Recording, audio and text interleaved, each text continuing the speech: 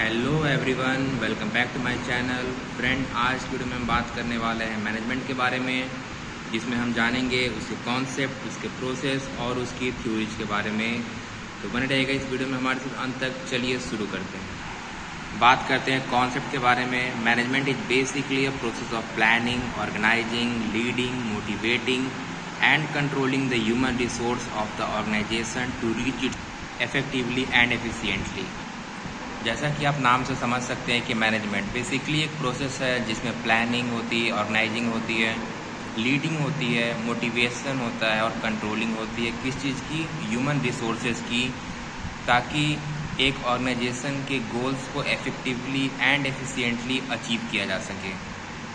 बहुत ही basic C concept है management की। आइए चलते हैं इसके प्रोसेस की तरफ। बेसिकली मैनेजमेंट की 6 प्रोसेस होती है: planning, organising, staffing, controlling, coordinating and directing. एक एक करके हम जानते हैं कि ये क्या होती है। प्लानिंग आप नाम समझ सकते हैं, प्लान करना। उसके बाद आती है ऑर्गेनाइजिंग, जिस चीज़ को हमने प्लान किया है उसे प्रॉपरली ऑर्गेनाइज करना। फिर आती है हमारी स्टाफिंग, की जो हमने ऑर्गेनाइज की है उन्हें किन चीज़ों की, किन लोगों की ज़रूरत पड़ेगी उन चीज़ों को अचीव करने के लिए, उस चीज़ को पूरा करने के लिए, तो वो होती है हमारी स्टाफिंग। फिर आती है हमारी कंट्रोलिंग, जहाँ पे क्योंकि स्टाफिंग में एक ही एम्प्लॉय तो होंगे नहीं, बहुत सारे एम्प्लॉयज़ होंगे, तो उनकी प्रॉपर कंट्रोलिंग ज़रूरत है, उन एम्प्लॉयज़ की प्रॉपर कोऑर्डिनेशन ज़रूरत है, उन्हें प्रॉपर डायरेक्शन की ज़रूरत है, तब जाके हम एक एफिशिएंट और इफ़ेक्टिव मैनेजमेंट प्लानिंग कर सकते हैं। तो ये बेसिकली है मैनेजमेंट की प्रोसेस। अगर किसी को प्रोसेस पे डिटेल वीडियो चाहिए तो नीचे कमेंट बॉक्स में मैसेज कर दे, मैं उससे प्रोसेस की एक स्पेशल डिटेल वीडियो बनाकर भी अपलोड कर दूंगा। आगे चलते हैं थ्योरीज की तरफ। बात करें हम अगर बेसिक थ्योरी ऑफ मैनेजमेंट की, जो कि आज के डेट में मैनेजमेंट में यूज हो रही है। आप देख सकते हैं अपने अगल बगल कंपनीज में, ऑर्गेनाइजेशन में, आप इन थ्योरीज के बारे में जब जानेंगे तो आप इन्हें वहाँ पे प्रैक्टिकल लाइफ सिनेरियो में देख पाएंगे कि हाँ, ये चीज़ें यहाँ पर ऐसे यूज हो रही हैं। बात करते हैं उन थ्योरी जो मैनेजमेंट के बारे में, तो सबसे पहले आती है हमारी साइंटिफिक मैनेजमेंट थ्योरी। उसके बाद आती है हमारी पब्लिक एडमिनिस्ट्रेशन थ्योरी। फिर आती है हमारी ब्यूरोक्रेटिक मैनेजमेंट। देन आती है हमारी human relation theory, system theory, X and Y theory and contingency theory. एक एक करके हम इन्हें जानते हैं कि सारी थ्योरीज क्या कहती है एंड इसे किसने डेवलप किया है। सबसे पहले हम बात करते हैं साइंटिफिक मैनेजमेंट थ्योरी के बारे में। फ्रेडरिक विंसलॉ टेलर ने इस थ्योरी को डेवलप किया था 1909 में। ये थ्योरी बेसिकली बिलीव करती है कि हर काम करने का इफेक्टिव तरीका होना चाहिए, चाहे वो काम छोटा हो या बड़ा। पहले क्या होता था कि मैनेजर जो हैं अपने वर्कर्स को ऑर्डर दे देते थे बिना किसी गाइडेंस के कि ये काम को बस करो, जिस कारण बहुत से केसेस में फेलियर देखने को मिलता था या काम सही से अचीव नहीं होता था। टेलर ने बिलीव किया कि ये बहुत ही इनएफिशिएंट वे है किसी बिजनेस को ऑपरेट करने के लिए। टेलर ने ये भी कहा कि everyone should be assigned a particular job based on their skill and ability. हर वो पर्सन जिसे जॉब दी जा रही है उसे उसकी स्किल और उसकी एबिलिटी के हिसाब से जॉब दी जाए, एंड साथ ही साथ उसके जॉब को, उसके काम को इवेलुएट किया जाए उसकी क्वालिटी और क्वांटिटी के बेस पे, और उस हिसाब से उसे पे किया जाए। हर पर्सन को सेम अमाउंट का पे करना बिजनेस लॉन्ग रन के लिए प्रॉफिटेबल नहीं है कहीं से भी। बात करते हैं हमारी अगली थ्योरी के बारे में, जो है एडमिनिस्ट्रेटिव मैनेजमेंट थ्योरी। ये बेसिकली डेवलप की गई थी हेनरी फेयोल के द्वारा 1900 में। हेनरी फेयोल इस नाम से लगभग हर मैनेजमेंट का बच्चा अच्छे से जानता है इस नाम को। हेनरी फेयोल का नाम सुनते ही उसके दिमाग में आता है कि अरे वो जिसने 14 प्रिंसिपल दिया था। जी हाँ, ये वही हेनरी फेयोल है जिसने 14 प्रिंसिपल दिया था, जो कि एडमिनिस्ट्रेटिव मैनेजमेंट थ्योरी के अंदर दिया था।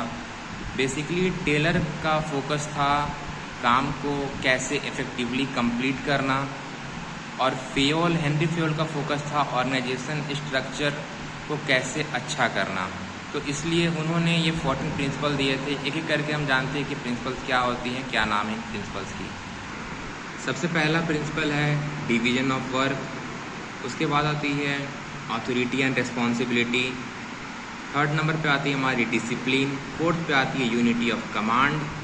उसके बाद आती है हमारी unity of direction, subordination of individual interest, remuneration, centralization, scalar chain, order, equity, stability, initiative and spirit de corps। अगर आपको इस 14 प्रिंसिपल्स की एक डिटेल वीडियो चाहिए जिसमें मैं इन 14 प्रिंसिपल्स को एक एक करके अच्छे से डिटेल एक्सप्लेन करूं, तो please comment for this. Moving on to the next theory. Next जो हमारी थ्योरी आती है वो आती है हमारी bureaucratic management theory. Max Weber ने इस थ्योरी को क्रिएट किया था in the end of the 19th century, या आप अर्लियर ऑफ 20th सेंचुरी भी कह सकते हैं। आइए जानते हैं कि उन्होंने इस थ्योरी में क्या कहा है। यहाँ पर ब्यूरोक्रेसी का मतलब उन्होंने कहा है कि carefully developing and spelling out the company objective and the division of labour. It include developing a hierarchy of command with in the company. It also include the supporting and developing employees. उन्होंने basically इस theory में कहा है कि company की objective जो है वो बहुत ही केयरफुली स्पेल आउट की जानी चाहिए, एंड साथ ही जो लेबर है उनकी डिवीजन होनी चाहिए। उन्होंने ये भी कहा है कि हायरार्की ऑफ कमांड होनी चाहिए कंपनी के विद इन, जो कि इंक्लूड करे एम्प्लॉय के डेवलपमेंट में और सपोर्ट करने में। जो सबसे बड़ा डिफरेंस है साइंटिफिक थ्योरी और ब्यूरोक्रेटिक थ्योरी के बारे में वो ये है कि वेबर जो है वो बिलीव करते हैं इम्पॉर्टेंस ऑफ ह्यूमन इमोशन के बारे में। वे बिलीव करते हैं कि ह्यूमन इमोशन, ये जो टू वर्ड है ये बहुत ही क्लोजली एसोसिएट करते हैं। वो ये भी कहते हैं कि increase the use of technology could have a negative impact on A company culture. Technology का जितना ज़्यादा इंक्रीज अप होगा उसका एक निगेटिव इम्पैक्ट देखने को मिलेगा कंपनी के कल्चर में, बिकॉज इट विल डायरेक्टली और indirectly hamper the human emotion. बात करते हैं हमारी अगली थ्योरी की तरफ, जो कि है human relations management theory. Elton Mayo ने इस थ्योरी को इंट्रोड्यूस किया था after doing study in the 1920s and 1930s। His theory and finding is also known as the Hawthorne effect. बहुत लोगों ने पहले भी इस हॉथॉर्न इफेक्ट का नाम सुना होगा। आइए जानते हैं कि बेसिकली ये हॉथॉर्न इफेक्ट क्या होता है और एल्टन मेयो इस थ्योरी के अंदर क्या कहते हैं। एक स्टडी की गई थी पहले लाइटिंग इफेक्ट पे, जिसपे जहाँ पे फैक्ट्री में वर्कर काम करते थे लाइट का इफेक्ट कभी डिम कभी हाई बीम पे करके चेक किया गया था कि क्या वो प्रोडक्टिविटी को इफेक्ट करती है कि नहीं करती है। एल्टन मेयो की थ्योरी बेसिकली इसी चीज़ पे बेस्ड है, जिस पे उन्होंने ये कंक्लूजन दिया है कि लाइटिंग जो है वो प्रोडक्टिविटी को इफेक्ट नहीं करती है। Instead the daily interaction with the employees throughout the process motivate them to work more efficiently and increase their output. Instead वो कहते हैं कि जो एम्प्लॉय हैं उनकी डेली मोटिवेशन जो है वो इस बात से आती है कि वो कितना ज़्यादा एक दूसरे से इंटरैक्ट कर रहे हैं, कितना ज़्यादा एक दूसरे से अपने काम को लेके बात कर रहे हैं, और उस चीज़ से देखा गया कि उनकी जो वर्क है वो बहुत ज़्यादा उसकी आउटपुट बढ़ी है, मोर एफिशिएंटली वो अपने काम पे ध्यान दे पा रहे हैं। इसीलिए इन्होंने अलाउ किया कि एम्प्लॉय जो हैं अपने ओपिनियंस को वॉइस कर सकते हैं, मतलब कह सकते हैं अपने फ्रस्ट्रेशन को, अपने सक्सेस को अपने अदर एम्प्लॉय से, अपने पीयर एम्प्लॉय से वो शेयर कर सकते हैं, जिससे कि उन्हें भी ऑर्गेनाइजेशन में वो वैल्यूएबल फील होगा, और जब वो वैल्यूएबल फील करेंगे तो वो ऑटोमेटिक मोटिवेटेड फील करेंगे और अच्छा प्रोडक्टिविटी करने के लिए। बात करते हैं अगली थ्योरी की, जो कि है general system theory. A biologist name Ludwig von Bertalanffy created the general system theory in the 1940s। अब ये सोचेंगे कि बायोलॉजिस्ट का थ्योरी मैनेजमेंट में हाउ इट इज रिलेटेड। आइए देखते हैं आगे।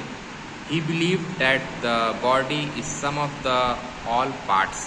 Humans are more healthy and functional when all the aspect of their being are working together effectively।